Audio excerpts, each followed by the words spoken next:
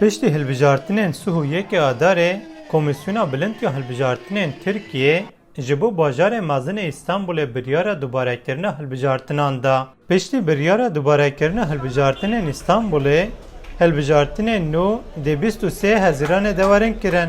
Berbijarên Şaredariya Îstanbulê ji bo dengên 10 milyon zêdetir hilbijêran derketin qadan. û propagandaya xwe dikin. Ji bo van hilbijartinên 23 Hezîranê du berbijarên xurtene.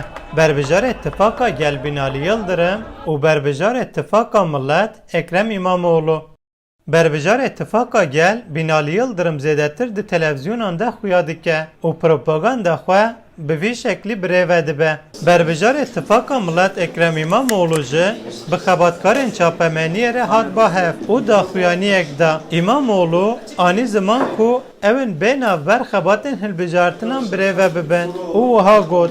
Aydan 31 Mart öncesi. Divan 12 rojên mayîn de weka beriya hilbijartinên Sûhûyekê Adarê em ê dîsa Îstanbulê ji bo Îstanboliyan re vebêjin. Ez dixwazim bêjim ku em ê bi xebatek bi temamî li ser projeyên xwe birêve bibin.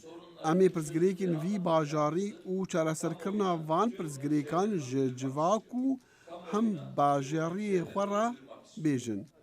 Her wiha İmamoğlu balkişand serqeyrana aboriya li Tirkiye û wiha got. İstanbul'un seçilmiş Büyükşehir Belediye Başkanı olarak Ez weka şaredarê bajarê Îstanbulê hatî hilbijartin û hilbijartinên 23 Hezîranê yên tên dubare kirin. Ez dixwazim ku pirsgirêkên vî bajarî, bêkarî, feqîriya vî bajarî bi taybetî qeyrana aborî ya li welatê me an ku rastiyên civakê ez dixwazim vebêjim. burada belirtmek istiyorum.